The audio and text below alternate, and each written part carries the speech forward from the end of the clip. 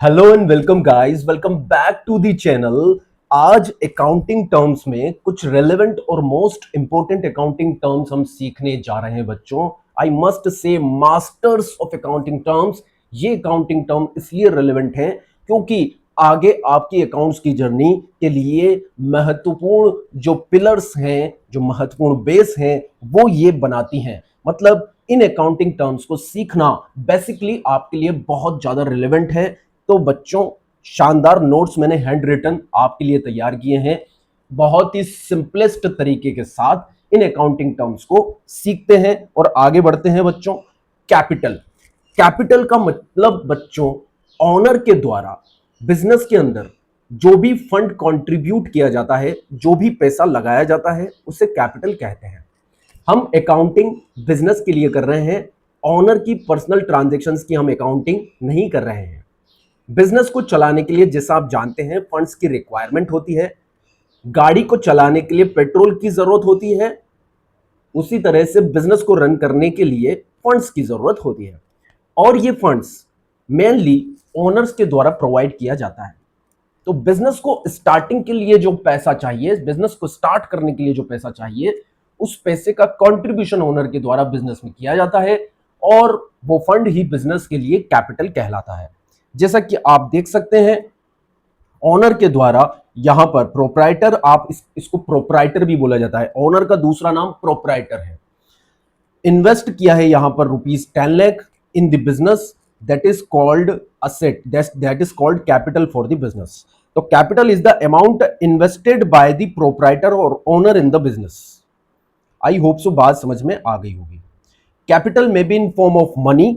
एक बहुत रेलेवेंट बात जो आपको जान लेना जरूरी है, कैपिटल जो ओनर के द्वारा इन्वेस्ट की जाती है बच्चों, वो कैपिटल मॉनिटरी फॉर्म में हो सकती है, पैसे के फॉर्म में हो सकती है, एसेट्स के फॉर्म में हो सकती है और गुड्स के फॉर्म में हो सकती है।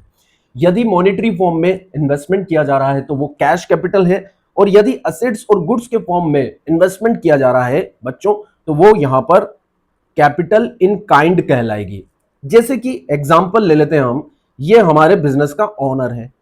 ओनर ने बिजनेस में कुछ फंड्स कंट्रीब्यूट किया, यहां पर अपने घर से वो कुछ टेबल और चेयर्स लेकर आ गया, जिसे बिजनेस में कैपिटल के रूप में, जिसे बिजनेस में फर्नीचर के रूप में जाना जाता है। और फर्नीचर एक असेट होती है। 50,000 रुपीज का फर्नीचर उसने बिजनेस में कंट्रीब्यूट कर दिया। Okay sir. इसके साथ ही वो अपने बिजनेस के अंदर एक बिल्डिंग भी लगाता है, मतलब जिसमें वो रहता है या उसके पास कुछ स्पेयर बिल्डिंग पड़ी हुई थी, उसी में वो बिजनेस स्टार्ट करता है। और 30 लाख उसकी मॉनेटरी वैल्यू है। तो बच्चों, यहां पर कैपिटल कितनी हो जाएगी? तो 30,50,000 की कैपिटल यहां पर बिजनेस के लिए जानी जाएगी। अब देखिए बच्चों, बात कर लेते हैं, कैपिटल को नेटवर्थ के नाम से भी जाना जाता है। Capital is also known as net worth, owners equity और प्रोप्राइटर फंड्स। तो आज का ये क्वेश्चन हो गया, आपको मार्क कर लेना है। कैपिटल को 3 और नामों से जाना जाता है बच्चों, नेटवर्थ, ओनर्स इक्विटी, ओनर्स के द्वारा लगाया गया पैसा इसलिए ओनर्स इक्विटी, और प्रोप्राइटर फंड्स यानी कि प्रोप्राइटर के द्वारा लगाया गया पैसा। दूसरी टर्म हम स्टार्ट करते हैं बच्चों, ड्रॉइंग्स। देखिए बच्चों, जैसा डायग्राम से आपको दिखाई दे रहा है, ओनर के द्वारा बिजनेस में से जो भी पैसा वो पर्सनल पर्पस के लिए विड्रॉ करता है, यहां पर पर्सनल यूज बहुत रिलेवेंट है। पर्सनल यूज इसलिए रिलेवेंट है क्योंकि जो पैसा बिजनेस के लिए विड्रॉ किया जाता है वो ड्रॉइंग्स नहीं होता है, क्योंकि बिजनेस में से पैसा बिजनेस के खर्चों के लिए भी ओनर के द्वारा निकाला जाता है, उसे हम ड्रॉइंग्स नहीं कहेंगे। पर जो पैसा ओनर पर्सनल पर्पस के लिए, पर्सनल यूज के लिए विड्रॉ करता है, उसे ही ड्रॉइंग कहते हैं। अब ये फंड्स कैश के फॉर्म में भी विड्रॉ किया जा सकता है, गुड्स के फॉर्म में भी विड्रॉ किया जा सकता है, या फिर एसेट्स के फॉर्म में भी विड्रॉ किया जा सकता है। ये तीनों ही चीजें बिजनेस में कंट्रीब्यूट भी की जा सकती है इन फॉर्म ऑफ कैपिटल, और ये तीनों ही चीजें बिजनेस से पर्सनल पर्पस के लिए ओनर के द्वारा विड्रॉ भी की जा सकती हैं। तो यदि हमने एग्जांपल लिया है 2000 का, मान लीजिए उसने कैश विड्रॉ किया है, और 10,000 के गुड्स, 50,000 के असेट्स यदि उसने विड्रॉ किए, तो टोटल 62,000 की यहां पर बिजनेस की ड्राइंग्स मानी जाएगी, ओनर्स की ड्राइंग्स मानी जाएगी। और बच्चों एक बात ध्यान दीजिए, जो ड्राइंग्स होती है गुड्स और असेट्स के रेस्पेक्ट में या अमाउंट के रेस्पेक्ट में जो भी ओनर के द्वारा की जाती है, वो पर्सनल यूज के लिए होनी चाहिए। और पर्सनल यूज के कुछ एग्जांपल मैंने आपके लिए स्क्रीन पर लिए हैं। हाउस होल्ड एक्सपेंसेस के लिए वो पैसा निकालना चाहता है तो वो पर्सनल यूज कहलाएगा सर। कुछ पर्सनल थिंग्स को परचेज करना चाहता है घर के खर्चों के लिए या घर के लिए कुछ खरीदना चाहता है। लाइफ इंश्योरेंस प्रीमियम का यदि वो पेमेंट करना चाहता है, क्योंकि लाइफ इंश्योरेंस प्रीमियम का एक्सपेंस पर्सनल एक्सपेंस कहलाता है बच्चों। स्कूल फीस या ट्यूशन फीस बच्चे की पे करना चाहता है, ये भी पर्सनल पर्पस है। या फिर इनकम टैक्स का पेमेंट करना चाहता है, ये भी पर्सनल पर्पस है। आप ये दो चीजें बिल्कुल ध्यान रखिएगा, क्योंकि ये दो चीजें बच्चे भूल जाते हैं, life insurance premium and income tax payment. Income tax खुद की इंडिविजुअल असेस्ड की गई इनकम पर लगता है, इसीलिए वो एक पर्सनल एक्सपेंस है, बिजनेस का खर्चा नहीं है। यदि वो जीएसटी का पेमेंट करता है, कस्टम ड्यूटी का पेमेंट करता है, इंपोर्ट एक्सपोर्ट ड्यूटी का पेमेंट करता है, या फिर किसी भी टैक्स, अदर इनडायरेक्ट टैक्स का पेमेंट करता है, तो वो बिजनेस का ही एक्सपेंस माना जाएगा, उसे पर्सनल एक्सपेंस नहीं माना जाएगा और उसे ड्राइंग्स का दर्जा भी नहीं दिया जाएगा।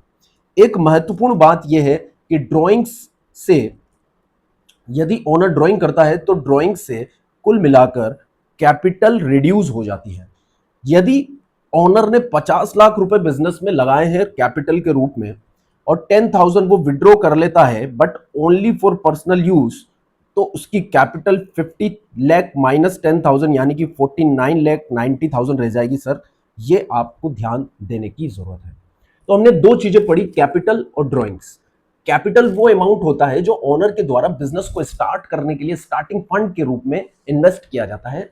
ये कैश भी हो सकता है, काइंड भी हो सकता है। काइंड का मतलब गुड्स के फॉर्म में भी हो सकता है, असेट्स के फॉर्म में भी हो सकता है। ड्राइंग्स का मतलब ओनर के द्वारा पर्सनल पर्पस के लिए, बिजनेस पर्पस के लिए नहीं। बिजनेस के लिए भी बहुत सारे खर्चे होते हैं, उसके लिए भी पैसा निकाला जाता है, that is not drawing.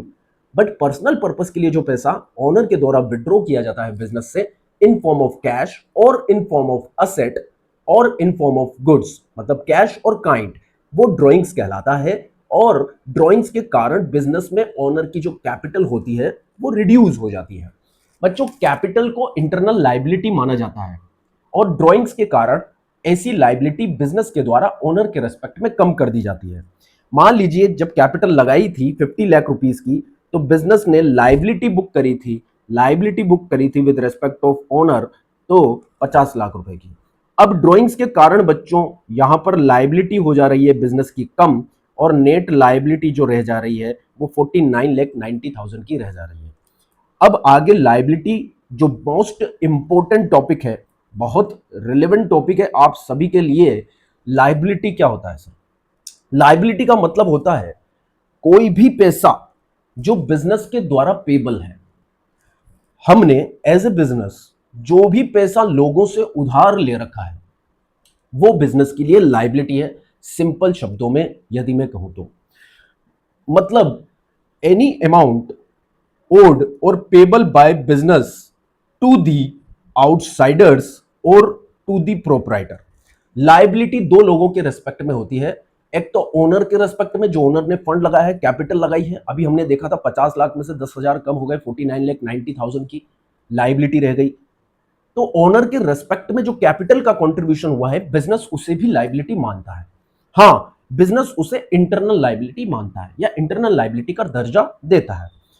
Honour, business जो भी पैसा आउटसाइडर्स से लेता है या उधार लेता है या उधारी पर गुड्स खरीदता है जिसका पैसा देना बाकी है, मतलब पैसा वापस देना बाकी है, तो वो आउटसाइडर लायबिलिटी कहलाती है। बिजनेस को बैंक से लोन लेने की भी जरूरत होती है बच्चों, ठीक है, तो loan from bank is outsider liability. Business ये कई बार गुड्स को क्रेडिट पर परचेस करता है, वो भी एक आउटसाइडर लायबिलिटी है। मतलब लायबिलिटी का मतलब सिंपल शब्दों में कहा जाए तो लायबिलिटी का मतलब है बच्चों burden on the business to repay back to the outsider और insider, to repay back to the proprietor और टू दी आउटसाइडर।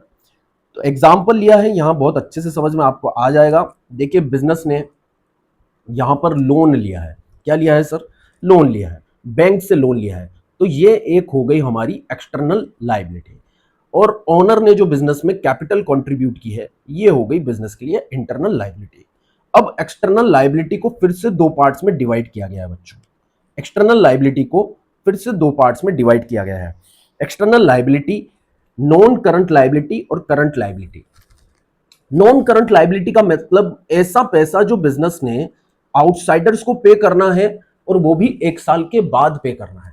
जैसे मैंने लोन लिया है, आज मान लीजिए 24 मई 2026 है, हमने बैंक से लोन लिया है और इसे हमें 5 साल बाद पे करना है बच्चों। मतलब कि 24 मई 2031 तक मुझे इसमें पे करना है। उससे पहले बिजनेस पर किसी भी तरह का रीपेमेंट का ऑब्लिगेशन क्रिएट होने वाला नहीं है। इसलिए चूंकि ये लायबिलिटी हमें 1 साल के भी बाद पे करनी है, तो हम इसे नॉन करंट लायबिलिटी कहेंगे। सो बिजनेस यदि लोन ले रहा है बच्चों किसी भी पार्टी से, किसी बैंक से, if the amount of loan is 5 lakh and payment after 2 years or 5 years or more than 1 year is called non current liability। ये शॉर्ट नोट है, कंसाइज नोट्स हैं।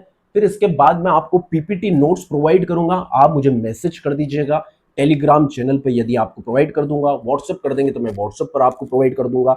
इसमें और शानदार ग्राफिकल प्रेजेंटेशन के साथ आप इन चीजों को डिटेल में विद एग्जांपल्स पढ़ सकते हैं। वैसे बहुत सारे एग्जांपल हमने कवर कर लिए हैं। इन नोट्स को भी आप हैंड रिटन फॉर्म में उतार लेंगे तो आपको चीजें बहुत अच्छे से समझ में आ जाएगी। करंट लायबिलिटी का मतलब है बच्चों ऐसा रीपेमेंट का ऑब्लिगेशन जो बिजनेस को 1 साल के अंदर ही करना है, या तो मान लीजिए 2 महीने, 3 महीने या 6 महीने, विद इन 1 ईयर आपको ये पैसा पे करना है। बिजनेस ने यदि लोन लिया है 5 लाख का और यदि उसे 2 महीने के अंदर चुकाना है तो ये करंट लायबिलिटी है। अब करंट लायबिलिटी बिजनेस की ऑपरेटिंग साइकिल में नॉर्मली क्रिएट होती है। जब बच्चों हम गुड्स क्रेडिट पर खरीदते हैं, ठीक है, तो हमें क्रेडिटर को वो पैसा 2, 3, 4 महीने में चुकाना होता है, अन्यथा वो हमें गुड्स वापस क्रेडिट पर नहीं सेल करेगा। यदि हम उस पैसे को डेफर कर देंगे 1 साल से ज्यादा तो हमें हमारी बिजनेस की ऑपरेटिंग एफिशिएंसी नेगेटिवली इंपैक्ट करेगी और हमारा बिजनेस का ऑपरेशन प्रभावित होगा। इसीलिए कुछ पैसा ऐसा होता है बिजनेस के ऑपरेटिंग साइकिल को कंटिन्यू करने के लिए जो हमें विद इन 1 ईयर रीपे कर देना होता है, तो ये करंट लायबिलिटी के अंदर कवर होते हैं। अब नेक्स्ट एक और रेलेवेंट अकाउंटिंग टर्म है क्रेडिटर। ये क्रेडिटर क्या होता है सर? देखिए बच्चों, जिस गुड्स के अंदर हम बिजनेस में डील करते हैं, जिसे हमने बेचने के लिए खरीदा है, यदि हम वो गुड्स सप्लायर से उधारी पर खरीदते हैं, क्रेडिट पर खरीदते हैं और शॉर्ट टर्म क्रेडिट पर खरीदते हैं जिसका पैसा हमें 1 साल के अंदर चुका देना है, क्योंकि यदि 1 साल की से ज्यादा की उधारी पर खरीदेंगे तो वो क्या गुड्स हमें उधारी पर देगा? नहीं। तो क्या आप बिजनेस चला पाओगे? नहीं सर। नॉर्मल रूटीन एक्टिविटी में बिजनेस में गुड्स को क्रेडिट पर खरीदा जाता है और बेचने के लिए खरीदा जाता है। जब हम उसे बेच देंगे तो पैसा आ जाएगा और पैसा हम चुका देंगे सप्लायर को। तो ऐसे सप्लायर जो बिजनेस को गुड्स क्रेडिट पर प्रोवाइड करते हैं वो सप्लायर बच्चों क्रेडिटर कहलाते हैं। तो नोट्स में देखिए, एनी पर्सन फ्रॉम हुम business purchases the goods on credit, उधारी पर हमने खरीदे हैं। गुड्स का मतलब हम पढ़ चुके हैं फर्स्ट लेक्चर के अंदर, which is purchase for resale purpose, और जिसमें बिजनेस ट्रेड करता है, जिसे बिजनेस ने बेचने के लिए खरीदा है। और यदि ये गुड्स हमने किसी ऐसे सप्लायर से खरीदे हैं जिसका पैसा हम विद इन 1 ईयर चुका देंगे और उधारी पर खरीदे हैं बच्चों, तो ये सप्लायर हमारे क्रेडिटर कहलाते हैं। यहां पर मिस्टर मोहन को आप देख रहे हैं, मिस्टर मोहन ने हमें गुड्स की सप्लाई करी है 15,000 और ऑन क्रेडिट पर सप्लाई करी है बच्चों, ठीक है, तो जिसका पैसा हम बाद में देंगे बट विद इन 1 ईयर, ये जरूरी है, ये पैसा हमें 1 साल में जरूर दे देना है, 2 मंथ, 3 मंथ, 6 मंथ और less than 1 year. That person is called creditor. और बच्चों क्रेडिटर हमारे बिजनेस की करंट लायबिलिटी होता है। क्या होता है बच्चों? Current liability. ये और एक क्वेश्चन है जो आपको मार्क कर लेना है, नोट कर लेना है। करंट लायबिलिटी इसलिए होता है, जैसा हमने अभी लायबिलिटी में पढ़ा था, देखिए आप इसको यहां पर रिकंसाइल कीजिए, क्योंकि ये पैसा 1 साल के अंदर अंदर हमें चुकाना है, इसलिए करंट लायबिलिटी है, ठीक है। 1 साल के बाद चुकाना होता तो नॉन करंट लायबिलिटी होता। अब पढ़ते हैं डेटर। सर डेटर क्या होता है? डेटर्स में देखिए बी यहां पर जो है वो साइलेंट है। अब बी को साइलेंट कर आप पढ़िए तो आप पढ़ेंगे debtor. It is a person, हो सकता है नेचुरल पर्सन या फिर आर्टिफिशियल पर्सन। डेटर का मतलब एक ऐसा व्यक्ति होता है बच्चों जिससे फ्रॉम हुम money is receivable on account of credit sale of goods, जिससे हमने गुड्स उधारी पर बेचा है और उससे उसके रेस्पेक्ट में पैसा लेना बाकी है। आई बात समझ में? कोई भी ऐसा व्यक्ति जिसे हमने बिजनेस का गुड्स उधारी पर बेचा है और उससे उस उधार बिक्री के रेस्पेक्ट में हमें पैसा लेना बाकी है, तो वो व्यक्ति बिजनेस का डेटर कहलाता है। अब देखिए बिजनेस में हमने क्या करे हैं, यहां पर गुड्स को खरीदा है, ठीक है, ये गुड्स हम बेच रहे हैं, सॉरी हमने गुड्स को सेल किया है। किसी भी पर्सन को, हो सकता है इनका नाम हो सोहन, सोहन को हमने गुड्स सेल कर दिए 50,000 के, बट ये ओन क्रेडिट है, इन्होंने हमें पैसा नहीं दिया है, पैसा हमें लेना बाकी है, उधारी पर हमने बेचा है। तो क्रेडिट कितना हो सकता है, मैक्सिमम 1 ईयर का, और लेस देन 1 ईयर से 2 मंथ, 3 मंथ, 6 मंथ। तो ऐसा क्रेडिट पर सेल हमारे लिए डेटर कहलाएगा, और डेटर हमारी बच्चों करंट असेट है। करंट असेट इसलिए है क्योंकि पैसा 1 साल के अंदर मिल जाने वाला है। यदि पैसा 1 साल के बाद मिलता है तो वो नॉन करंट असेट कहलाता है बच्चों। यदि पैसा 1 साल के अंदर मिल जाता है तो वो करंट असेट्स कहलाएगा। देखिए कुछ हमने एक्टिविटी परफॉर्म की है, सेल्स किया है, आई बात समझ में, वन वे कम्युनिकेशन हुआ है, अभी टास्क परफॉर्म हुआ है, हमारी तरफ से गुड्स सप्लाई हो गए, सेल हो गए, सामने वाले से पैसा नहीं मिला। तो यदि वो पैसा 1 साल के अंदर मिल जाता है, यानी कि फील गुड हो जाता है, बिजनेस को फ्लोज और बेनिफिट और मॉनिटरी इनफ्लोज हो जाते हैं, तो बच्चों वो करंट असेट्स कहलाएगा। आई बात समझ में। अब most important terms, one of the most important ये लेक्चर है आप सभी के लिए, क्योंकि इसमें सभी रिलेवेंट टर्म्स को हम पढ़ रहे हैं बच्चों, है ना। नेक्स्ट इंपोर्टेंट टर्म है हमारे लिए एसेट। सर क्या होता है एसेट, ठीक है। Assets are those things which gives future economic benefit. ये 3 वर्ड बहुत रिलेवेंट है। वो सभी चीजें बिजनेस की एसेट्स हैं जिनसे फ्यूचर में हमें इकोनॉमिक बेनिफिट्स मिलने वाले हैं, जिनसे फ्यूचर में बिजनेस को फायदा होने वाला है। उसके लिए हमने आज या तो खर्चा किया है, या फिर कुछ ना कुछ गुड्स सप्लाई किए हैं, या फिर हम सर्विस इंडस्ट्री में हैं तो हमने सर्विसेज परफॉर्म कर दी है, पर उसका या तो पैसा नहीं आया है, या फिर बिजनेस को बेनिफिट डायरेक्टली और इनडायरेक्टली नहीं मिला है, या कहें कि उसका बेनिफिट डायरेक्टली और इनडायरेक्टली बिजनेस को काफी लंबे समय तक मिलने वाला है। तो ये जो आउटफ्लो आपने किया, ये जो खर्चा आपने किया, ये जो सर्विसेज आपने दी है, जो गुड्स की सप्लाई आपने की है, ये जो प्रॉपर्टी को ट्रांसफर आपने किया है, वो बच्चों बिजनेस की असेट कहलाएगा। तो आप ध्यान से समझिए, असेट्स का मतलब वो सभी चीजें, असेट्स का मतलब वो सभी चीजें जो फ्यूचर में इकोनॉमिक बेनिफिट देंगी। आई बात समझ में। या फिर राइट्स आपको प्रोवाइड करेगी which are owned and controlled by the business organisation. Assets उन राइट्स को भी कहते हैं जिन पर हमारा एज ए बिजनेस का पूरा अधिकार है, ओनरशिप है और कंट्रोल है। Right, ownership and control. देखिए असेट्स 2 तरह की, 3 तरह की, आई मस्ट से 2 टाइप्स नहीं 3 टाइप्स की असेट होती है बच्चों। यहां पर आप लिख लीजिए 3 टाइप्स ऑफ असेट्स होती हैं। पहली होती है करंट असेट, दूसरी नॉन करंट असेट, तीसरी होती है फिक्टिशियस असेट्स। अब देखिए नॉन करंट और करंट असेट्स क्या होता है, ध्यान दीजिए। Non current assets which are meant for, non current asset which are not meant for sale. Non current assets उन्हें कहते हैं जिन्हें हमने बेचने के लिए नहीं खरीदा है, मतलब हमारा उद्देश्य नहीं है सर इन्हें बेचने का। आई बात समझ में। जैसे बिजनेस के अंदर आपने बिल्डिंग खरीदी है, प्लांट खरीदा है, फर्नीचर खरीदा है, तो आपके बिजनेस की ऑपरेटिंग साइकिल को काफी लंबे समय तक स्मूथली रन करने के लिए, बिजनेस में एंड्यूरिंग बेनिफिट जनरेट करने के लिए, लॉन्ग टर्म बिजनेस की ऑपरेटिंग एक्टिविटी को सपोर्ट प्रोवाइड करने के लिए बिजनेस की असेट बेस के रूप में आपने उसे खरीदा है। मशीनरी आपने खरीदी 10 साल के लिए, तो वो आपको 10 साल तक बेनिफिट देगी। बिजनेस के लिए आपने बिल्डिंग परचेज करी है जिसकी एज 50 साल है, तो 50 सालों तक बिजनेस में वो बेनिफिट जनरेट करेगी।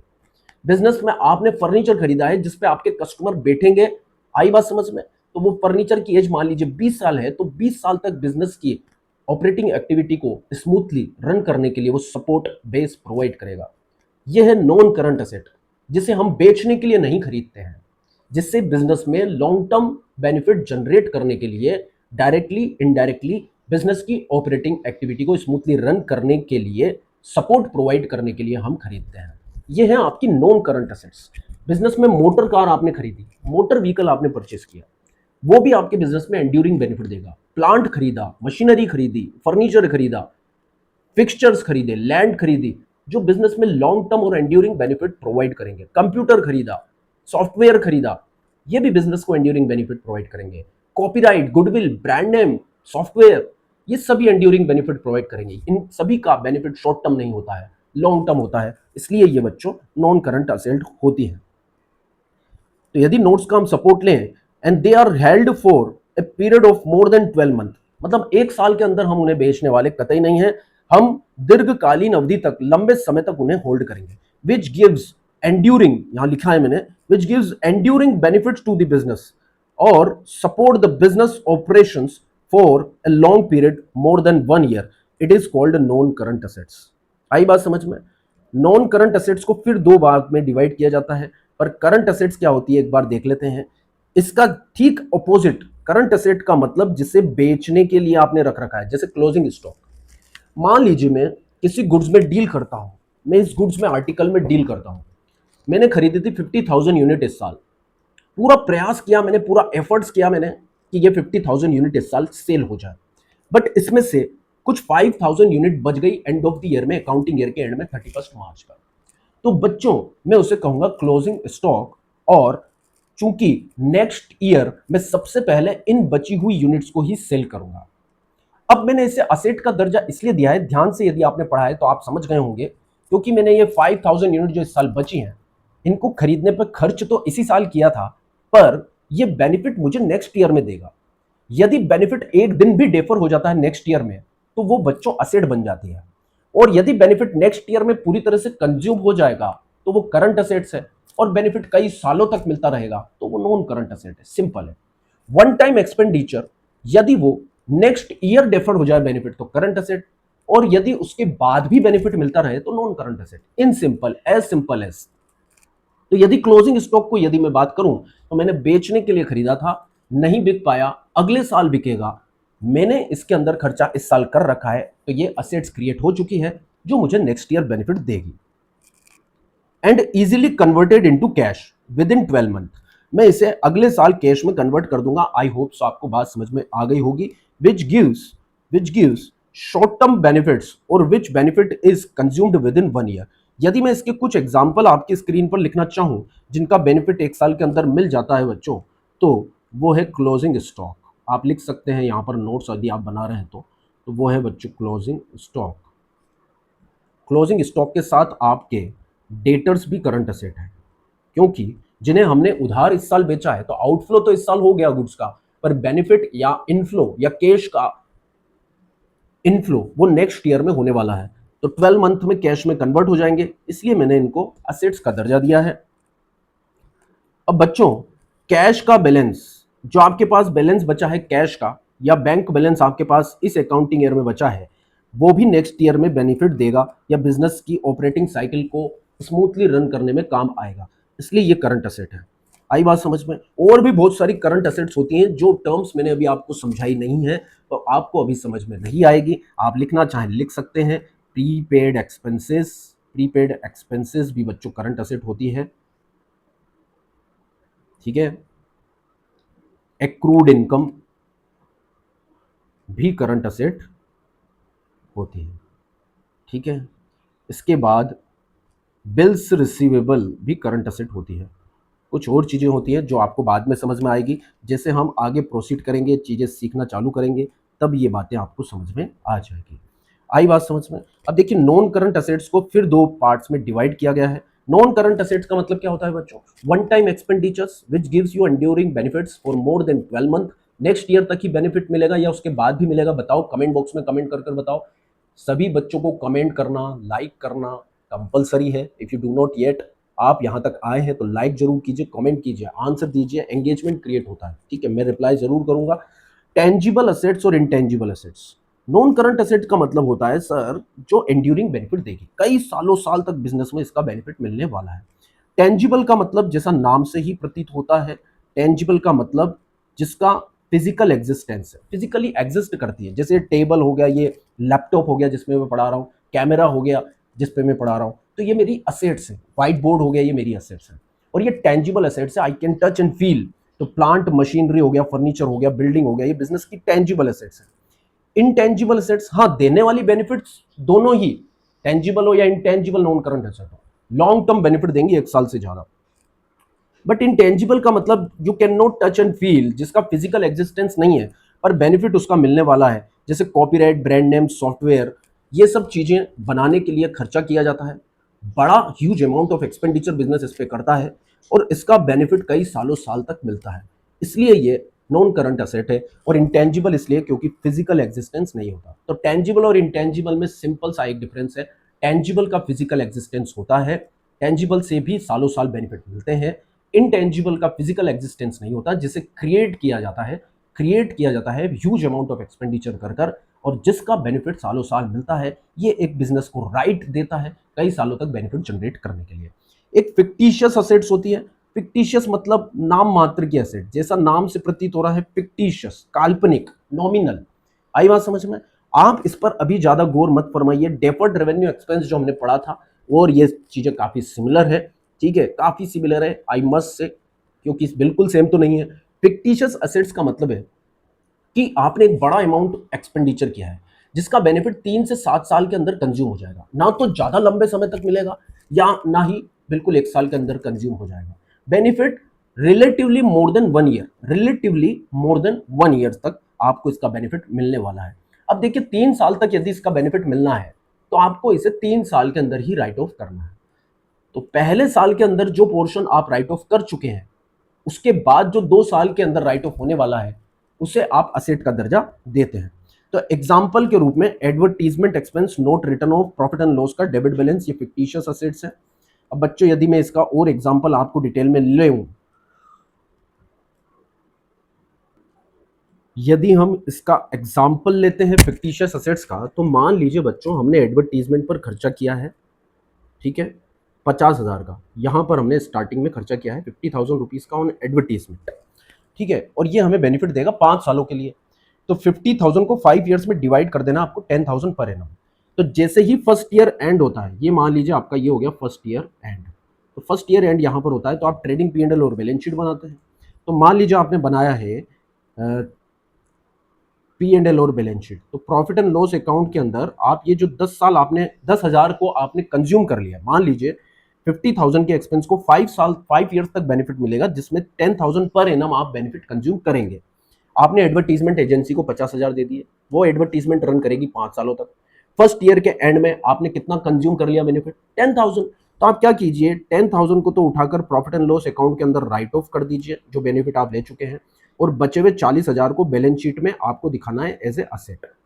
असेट इसलिए दिखाना है क्योंकि खर्चा आपने ये 40 भी इसी साल किया था जिसका बेनिफिट आने वाले सालों में मिलेगा, इसलिए असेट है। अब ये करंट असेट है या नॉन करंट असेट है, दोनों में से कुछ भी नहीं है बच्चों, ये डेफर्ड रेवेन्यू एक्सपेंसेस है या फिर फिक्टिशियस असेट है, क्योंकि इसका बेनिफिट ना तो 1 साल में मिलेगा 40,000 का, ना ही कई सालों तक मिलेगा। यदि मैं 40,000 की बात करूं तो इसमें से 10,000 का बेनिफिट तो अगले साल मिलेगा और बाकी 30 का तो आने वाले सालों में मिलेगा। तो इसमें करंट भी है, नॉन करंट भी है, इसलिए इसको फिक्टिशियस बोला गया है। आई बात समझ में? नेक्स्ट ईयर में आपने फिर 10,000 का बेनिफिट ले लिया, तो आप एंड ऑफ द ईयर में जब प्रॉफिट एंड लॉस अकाउंट बनाएंगे उसके अंदर वो 10,000 जो बेनिफिट आप ले चुके हैं उसे राइट ऑफ कर देंगे सर। आई बात समझ में? इसके बाद बैलेंस शीट में 30,000 को हम असेट के रूप में दर्जा दिखा देंगे, हालांकि इसको भी हमें राइट ऑफ ही करना है, तो अनरिटर्न ऑफ पोर्शन है ये। फिर यदि मैं थर्ड ईयर की बात करूं तो थर्ड ईयर में 10,000 का बेनिफिट मैंने फिर से ले लिया, उसे उठाऊंगा मैं और प्रॉफिट एंड लॉस अकाउंट के अंदर राइट ऑफ कर दूंगा बच्चों, और बचा हुआ 20,000 में असेट्स के रूप में कैरी फॉरवर्ड कर दूंगा। फिर इस असेट में से 10,000 का बेनिफिट ले लिया, उसे राइट ऑफ कर देंगे एंड ऑफ द ईयर में, और असेट बता देंगे 10,000। फिर वो 10,000 भी नेक्स्ट ईयर में बेनिफिट कंज्यूम होने के बाद एंड ऑफ द ईयर में जब आप P&L बनाएंगे तो वहां पर आप उसको राइट ऑफ कर देंगे और बैलेंस शीट में असेट्स का बैलेंस बचेगा नील। मतलब फिक्टिशियस असेट एक ऐसी असेट है जो over A period of time 3 साल से 7 साल टेंटेटिवली राइट ऑफ हो जाती है, और जब तक राइट ऑफ नहीं होती पूरी तरह से उसका रिटर्न ऑफ प्रोपोर्शनेटली किया जाता है, और जब तक राइट ऑफ नहीं होती है असेट्स के रूप में कैरी फॉरवर्ड होती रहती है। आई होप सो ये लेक्चर आज का बहुत ही आपके लिए इंटरप्रिटेटिव रहा होगा, समझ बोध आपकी बढ़ाने वाला रहा होगा, आपके कॉन्सेप्ट को बहुत ज़्यादा शार्प और स्ट्रॉन्ग करेगा। आने वाले जब जनरल एंट्री से रिलेटेड फंडे हम सीखेंगे उसमें आपको ये बहुत हेल्प करेगा। इसके पीपीटी नोट्स मैं आपको शेयर कर दूंगा, व्हाट्सएप पर आप मुझे कमेंट कर दीजिए, पिंग कर दीजिए, मैं आपको शेयर करता हूँ। तब तक के लिए मिलते हैं नेक्स्ट वीडियो में। See you, take care, bye bye, Radhe Radhe. अपने फ्रेंड्स के साथ शेयर जरूर कर देना, like and comments compulsory. Thank you.